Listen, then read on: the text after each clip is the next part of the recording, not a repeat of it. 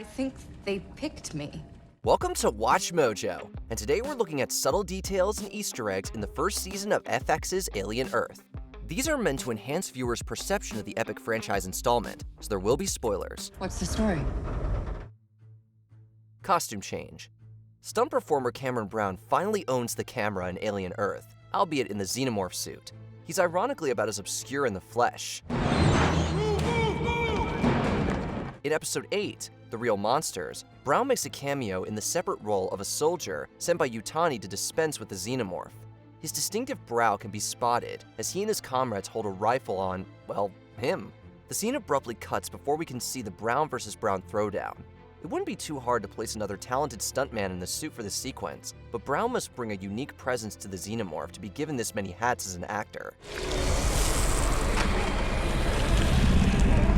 Boy Cavalier Archives. As many Easter eggs as there are throughout Alien Earth, Episode 3 shows that even important exposition requires an observant eye. Whilst calling slightly, Morrow researches Prodigy Corporation on a grimy public computer. When is a machine not a machine?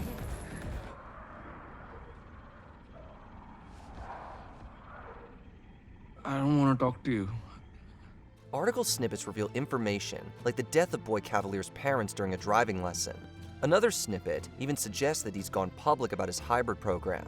This clears up some of the ambiguities in a full article on Prodigy, acquiring North America and Southeast Asia to join the corpo-autocratic collective, the Five. Of course, the myth of Boy's grief is later disputed when he reveals that he killed his father with his first synthetic. Yeah, one day my daddy came home from the factory. And there was my sins sitting on the sofa. And that was the end of Daddy. You probably can't trust the little details of the show, but they clearly count. Deeper into Neverland. Alien Earth's Peter Pan parallels aren't all as overt as Neverland Research Facility, uploading children's consciousness into immortal synthetics named after the Lost Boys. You know, like they're all code names. But how come Peter Pan? Why didn't we get to choose? I don't know, sweetie. I think just because Lost Boys, you know, they don't grow up. Morrow represents Captain Hook, with his artificial hand, manipulation of children, and complicated relationship with a beast more ferocious than any crocodile. And Adam Ines and Curly are both Tinkerbell, down to petty jealousy of Wendy. As for the hot-headed and barefoot Boy Cavalier himself, he specifically represents the darker Peter Pan in J.M. Barrie's book. So while Wendy's inspiration is in the name, a weaponized paper cutter that resembles Peter's sword represents her quest for independence more positively than her weaponizing xenomorphs. You let it out. Whether Disney appreciates these darker readings, the smaller touches enrich this twisted fairy tale. Name dropping. Where the Lost Boys' names allude to literature, some of the grown-ups' names are curiously linked to literaries. Arthur Sylvia is ostensibly a reference to Arthur C. Clarke, whose novel 2001: A Space Odyssey heavily influenced Alien via its film adaptation. So let's assume it was intentional to have Boy Cavalier misattribute a Clarke quote to Isaac Asimov. Asimov said above a certain level, technology is indistinguishable from magic. And let's also assume this pioneering sci-fi writer, along with Isaac Newton, influenced Tootle's name change.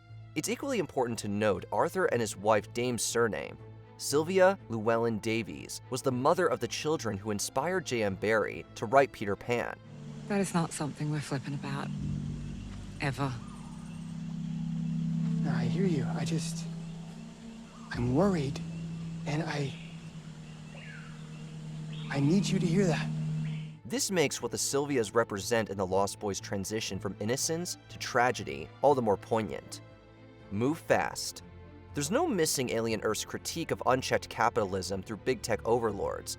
A greater political allegory is suggested when Boy Cavalier and Yutani meet to discuss resource rights and civilian casualties. Boy mocks his competitor by boasting, "In the future, where I live, we move fast and we make trillions." This bluntly spoofs move fast and break things, a Facebook motto that's come to represent the instability of modern American industry. On the other side of the world are institutions that insidiously manipulate tradition and bureaucracy. With Boy seated on the west end of the conference table and Yutani on the east, these two schools of capitalism that have replaced government are really just the same old story. They don't belong to you. Well, they're living creatures. I mean, Technically, they don't belong to anyone. Okay, I assume we're done here. The music. Noah Hawley has long used eclectic soundtracks to enhance storytelling. At the same time, frequent collaborator Jeff Russo is a master at organic references in his score. Alien Earth utilizes many distinct instruments and leitmotifs from the original two film soundtracks.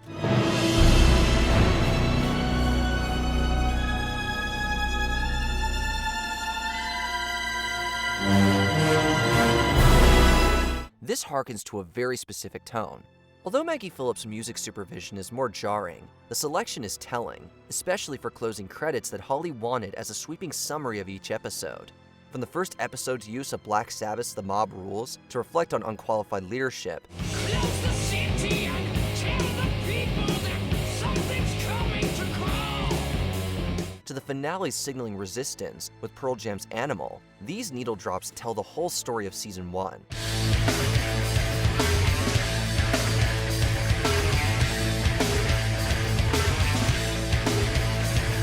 It's still worth watching to catch all the musical nuances alone. Old school tech. Whether through time jumps or expanded lore, the Alien franchise has tried to stay ahead of dated speculations on the distant future. Alien Earth instead embraces 1979's vision of 2120. Certainly, the computers and their moving green text are apparent downgrades from operating systems we have now.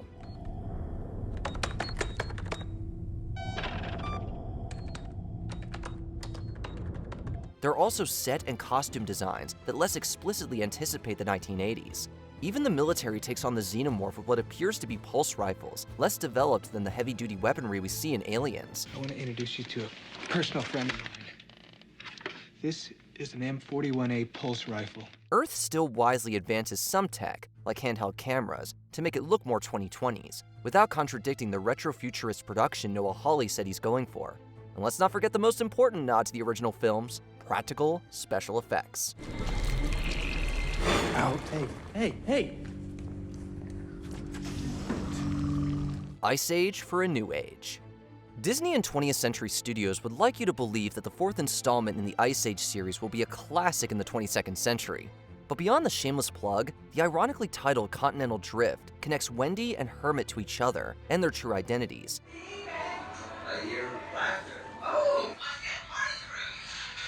Eavesdropping on her brother while he's watching the film grounds Wendy to the human child, Marcy, and Hermit, real name Joe, telling a robot to have a heart.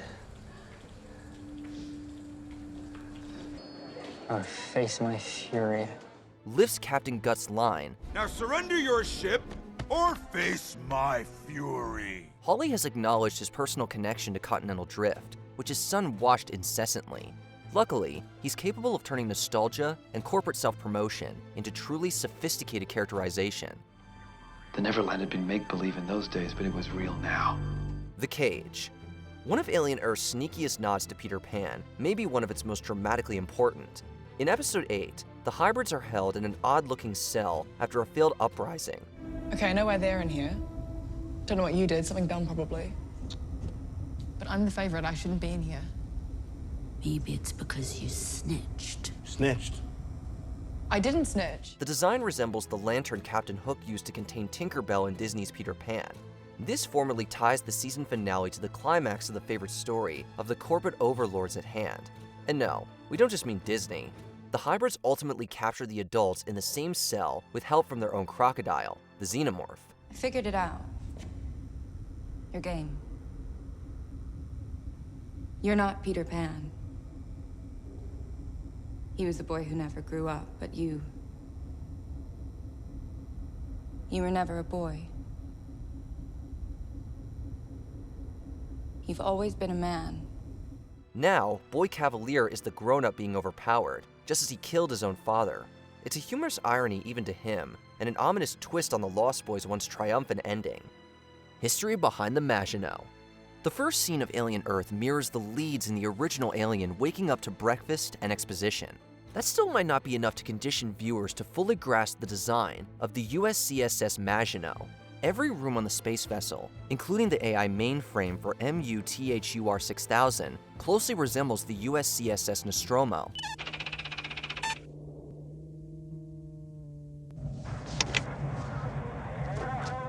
According to executive producer David W. Zucker, this made Ridley Scott exclaim, "That's my set!" It's an ideal balance between loving homage and realistic design templating by the Weyland-Yutani Corporation. Perhaps more eerie is the Maginots being named for the Maginot Line, a border barrier that Germany circumvented to invade France during World War II. That doesn't bode well for humanity's chances with the invaders aboard this recognizable spacecraft.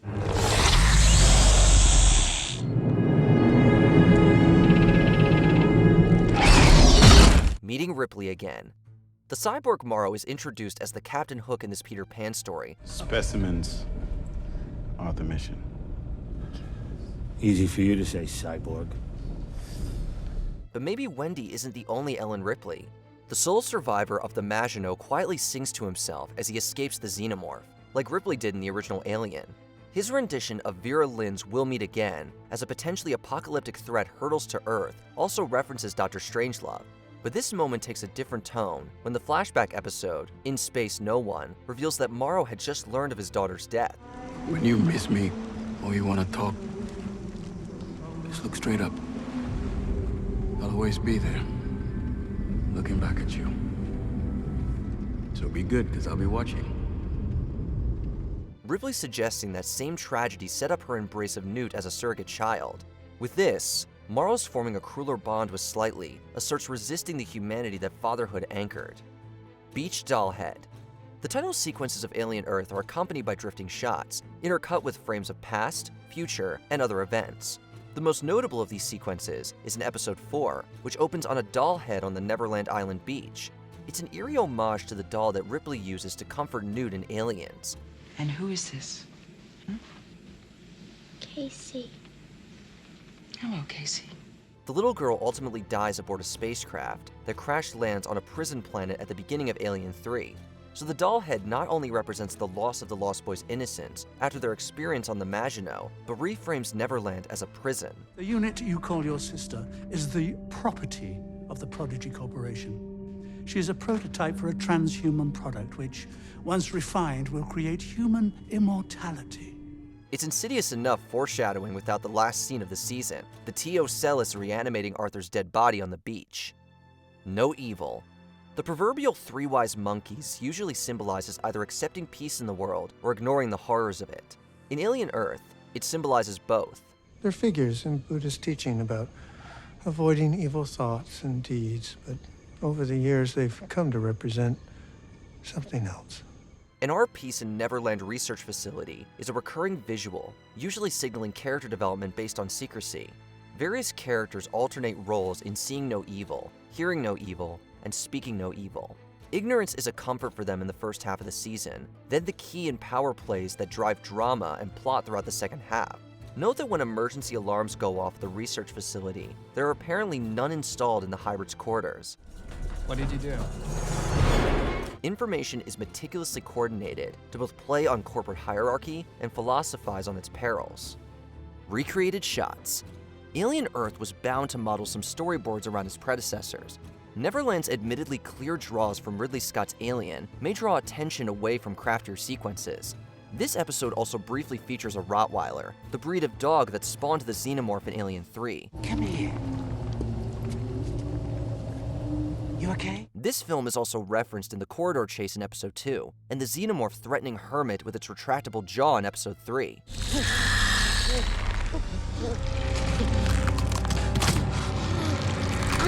Plus, the lab sequences resemble those in James Cameron's Aliens, just as the suit worn by Paul Reiser's character in that film matches the sycophantic Adam Ines's wardrobe on Earth. Are we in trouble? Why? As painstaking as these visuals might have been for the production and camera crew, even the biggest fans will have trouble catching them. Appears to be completely sealed. Quotable kids. Before she's transferred into Wendy, Marcy asks, Will I dream? This twists Newt's line at the end of Aliens before entering stasis. Can I dream? That film also features Bishop saying that he prefers the term artificial person to synthetic. Given Wendy's human consciousness, she too mentions not liking that word. You're synthetic. Oh, we don't like that word. And in episode 3, Morrow ends a call to Slightly with, Don't let the bedbugs bite. Alien Covenant closes with David using that phrase while putting Danny in stasis and promising to preserve the aliens, which he refers to as the children. Don't let the bed bugs bite. So it seems that Earth's dialogue callbacks serve a specific purpose in exploring the dark, child-adult dynamics around the Lost Boys. Hermit's walrus. Fans have already embraced the walrus motif as it relates to Wendy. After Dame Sylvia gifts her a plushie, walrus-themed merch can be spotted around the girl's living area. I got you something for your collection. In episode 3, however, a sharp eye could spot the walrus tattoo on Hermit's left arm as he's being brought in for medical attention. It appears that he and his sister shared an interest in the animal before Marcy became Wendy, who now sees it as a lucky charm. This may not be a coincidence, as Sylvia has an unsettlingly thorough understanding of her patients and how to comfort them through the hybrid process. Not since the Beatles has a walrus inspired such sinister fan theories. We never really talked about your new bodies, how they work. Kirsch and Roy Batty. Alien Earth features quite a few nods to 1982's Blade Runner. Dystopian settings like New Siam offer visual reference, while Kirsch makes the homage narratively essential. Think of how the scorpion must feel, trapped under glass, menaced by giants. The synthetic stylized corporate uniform and bleach white hair resemble the aesthetic of Roy Batty, the android replicant antagonist of Blade Runner. So too does his worldview of androids as being above the natural order humans naively challenge. But in the animal kingdom, there is always someone bigger or smaller who would eat you alive if they had the chance. His monologues and speaking mannerisms even echo Batty. This directly links the show's philosophical elements with artificial intelligence to the sci-fi classic Ridley Scott made after Alien. Considering Batty's role in it, Kirsch being the replicant's replicant may also hint at the fragility of his loyalty to less evolved humans. This creature is highly intelligent. Xenomorph Goddess. Wendy's ability to communicate with xenomorphs seemingly establishes her as an alien queen, like Ripley 8 in Resurrection. As this dark bond develops, however, both she and the homages are promoted within the extended Alien franchise. Wendy becomes endeared to the xenomorph and hostile toward dishonest humans, but expresses confusion about her role in the hive when confronting Joe. This could foreshadow her as the Women in the Dark, or Xenomorph Goddess, introduced in the comic series Alien Bloodline. This entity appears in the nightmares of facehugger victims to explain the xenomorph's role to viciously humble species that have become unstable. While Wendy has a more juvenile view of that philosophy, she may not stop at literally getting inside the xenomorph's minds. You want to know why I like them? The aliens. They're honest. Episodic homages. The whole Alien franchise is sprinkled throughout Earth, but the storytelling in each of the first 4 episodes echoes the corresponding installment in the Alien quadrilogy. Neverland enigmatically dwells on world building, lyrical style, and class allegory. Never mind that the Maginot subplot basically condenses 1979's Alien. Get out of the way, Levis! Mr. October is a military-grade actioner, sidetracked by corporate politics and tragic familial bonding. The dark humor, alien infestation, and visual cues settle Alien's parallels. Metamorphosis reverse engineers Alien 3 with a similar standoff with the xenomorph, followed by grim power play dialogues. And Observation observes twisted science experiments and the protagonist's bond with the xenomorphs, like Alien Resurrection. The really meticulous plot parallels end there, but that just goes to show Alien Earth's mastery of mixing unique and referential motifs for fans to explore.